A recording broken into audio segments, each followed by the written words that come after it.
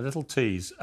Two little tease. Two last people I want to talk to you about quickly. Taylor Swift is over here in the UK at the moment on her Eras tour. I will be attending with my 12-year-old daughter in a couple of weeks, one of her shows. I'm a big Swiftie fan. I think she's a great role model, actually, a brilliant talent, amazing businesswoman, generating billions of dollars, conquering the world of entertainment.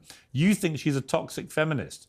If you've seen what she's ever done in business, how she tries to manipulate her audiences to get out of deals and contracts, she's totally insane. She's the most toxic feminist that's ever existed. Do you stand by that? Yes. No, you don't. Yes, I do. You think Taylor Swift is the most toxic feminist ever? Well, do you want to talk about what she did to Scooter Braun? Because it was pretty horrific. I think he's awful, from my personal experience. You think he's awful? And, awful but little she rat, completely from my lied to her experience, fans. First off, Taylor Swift is cosplaying a 15-year-old. She's 34 years old, shrewd businesswoman. She's the same age as me. We're born in the same year. She's going to be 35. That's Actually, young. she'll be 35 in a couple of months. You're young, Candace. Okay? So, yes, sure. But she's cosplaying a 15-year-old. So when Taylor Swift wants to get something done in the business world, what she does, that she jumps on Tumblr and she manipulates a bunch of 15-year-olds into believing, I wrote these songs on my floor, and in Scooter Braun, the evil man, is trying to take them from me. The reality, her dad owned 15% of the company. Her dad, therefore, was aware that the business was being sold. Her dad signed the deals. If Taylor Swift wasn't the most famous woman in the entire world, she would just be wealthy, because she comes from a very good background. She didn't get into some deal where she was taken advantage of. Her dad just didn't think she was going to be as big as she was. Scooter Braun simply bought a company and inherited her masters as a result of that. Her 15-year-old fans don't understand the way that contracts work. Well, she had the last laugh. She went and did new versions of them. Stop, I'm not done. They threatened to kill Scooter Braun and his children. He publicly pleaded with her to please tell her fans to stop. He said, come to the table, let's talk. I please tell your fans. And she didn't do it. She didn't do it because she wanted out of her contract, right? So when you get to the level that you are willing to allow children to be harmed in order to get what you want, you are not a feminist icon. That's for me. But I want you and your daughter to enjoy the show. I hope you shake and post things on your Instagram. I'd love to see yours twerking about her 39 you relationship. Want to see me twerking? I'll twerk for you. But you're not going to turn me into a Taylor Swift fan, because I think even the way she talks is manipulative. She talks like this to her fans. You're a 35-year-old woman. Stop talking like that. Maybe that's I don't she buy talks. into it. It was cute. It was cute when she was 15. I bobbed my head to her stuff when she was, thinking about being 50 and all these breakups. But by the 38th breakup, I'm starting to wonder if it's her, Piers. I'm starting to wonder if it's her. Who's your idea of a feminist icon in the music business? Feminist icon. I think feminism sucks, but a woman that is someone to look after. My grandma. No, in the music business. Who's the one? I think Hollywood's demonic, so I don't model myself after people in Hollywood. Just my grandma and all of the stay-at-home moms who give give every bit of themselves every day to their children. Those are my icons. Those are my feminist icons. Fair enough. Finally, Rabbi Shmuley. We may find common ground here. Rabbi Shmuley, your thoughts?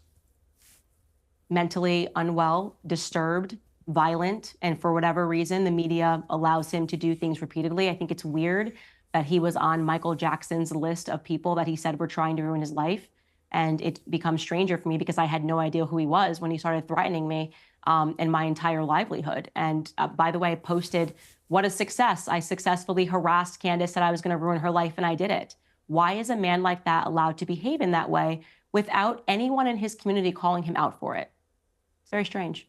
Do you think the way he harasses you is better or worse than the way you harass Brigitte Macron? What? Serious question.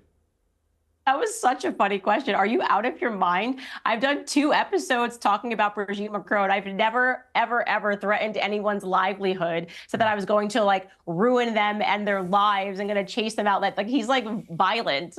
Reporting on a story that journalists report on is not the same as threatening somebody's life for 2 years with your hag daughter laughing in the background, threatening to take out, front page news and have you labeled an anti-Semite and have your life ruined. I mean, that's just that's a complete nonsense. I don't want anyone, Emmanuel Macron, the pervert that went after him when he was 14 years old that he ended up marrying. I don't want those people hurt at all. I never want to see people like that hurt. Finally, you and Ben Shapiro worked together. You were got on very well then, obviously.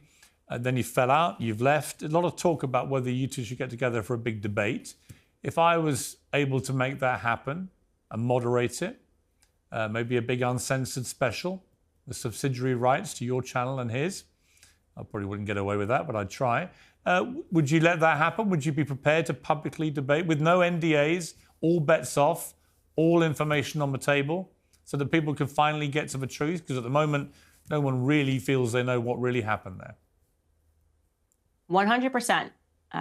We've reached out in the capacity to try to establish a debate. We've offered with a moderator. I believe he came back and said he didn't want a moderator, so I don't think that he publicly said he didn't want a moderator, so I don't think that he would be keen on that offer. And then we offered, to do this whenever. I am very open to have that debate. I think it's important to have this debate when you see increasingly people that are being, accused. I said I wanted to debate on anti-Semitism, the topic of Israel. This is obviously a hot topic, and I think that most people would consider Ben to be well-versed in that topic.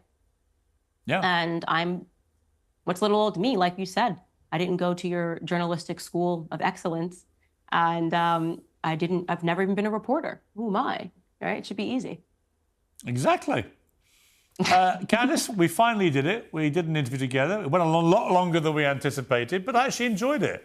I actually like arguing with people. I think you do too. Yeah. And the truth is, we don't actually have to agree with each other. In fact, why should we? We don't agree about a number of things. We agree about a lot of other things, I'm sure. And actually, these kind of conversations, I think, are constructive. It's when people disappear off into their rabbit warrens with their tribes and sit there and don't want to engage in people or have conversation or debate or argument. That's where the trouble starts. I think these kind of conversations are healthy. I totally agree. People will walk away. They'll agree with you some. They'll agree with me some. They'll be outraged at you. They'll be outraged at me. And that's what I believe in. More speech, not less. Hear, hear. Candace, we end on a point of total agreement. Thank you for joining me on Uncensored. Don't leave us alone next time.